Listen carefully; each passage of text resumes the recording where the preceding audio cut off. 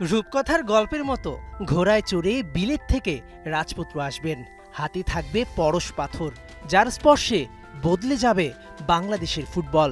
ধৈর্যের ফল মিষ্টি হয়। ফুটবলের জন্য পাগল জাতির অপেক্ষা বুঝি ফুরলো। গায়ে চিমটি কাটুন, বাংলাদেশের ফুটবল ইতিহাসে বিগেস্ট মোমেন্টাম। হামজা চৌধুরী এখন বাংলাদেশের।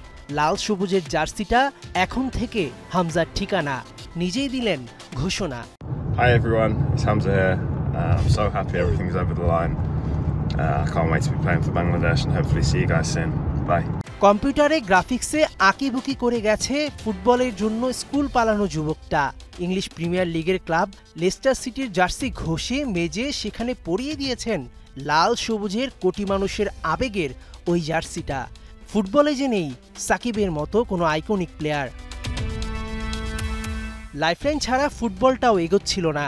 গেল 2 বছর ধরে Bafufe English football association FIFA করেছে চিঠি চালাচালি।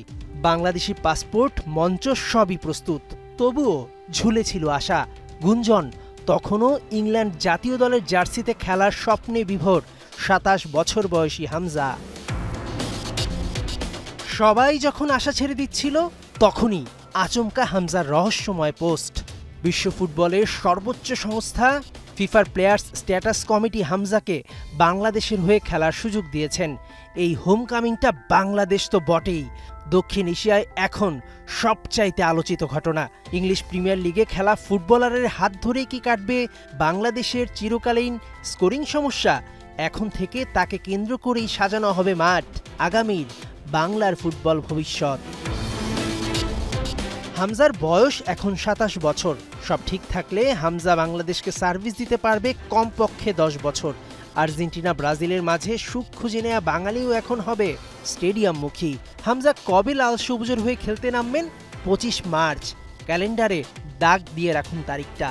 সব ঠিক থাকলে আগামী বছর মার্চে এশিয়ান কাপ বাছাই পর্বে ভারতের বিপক্ষে ম্যাচ দিয়েই অভিষেক হতে যাচ্ছে হামজা দেওয়ান চৌধুরীর। তার আগে দেশে আসবেন অনুশীলনে। বাংলাদেশের ফুটবল রাজপুত্রকে বরণ করে নিতে আপনি তৈরি তো? মেহেদী নাইম, 71।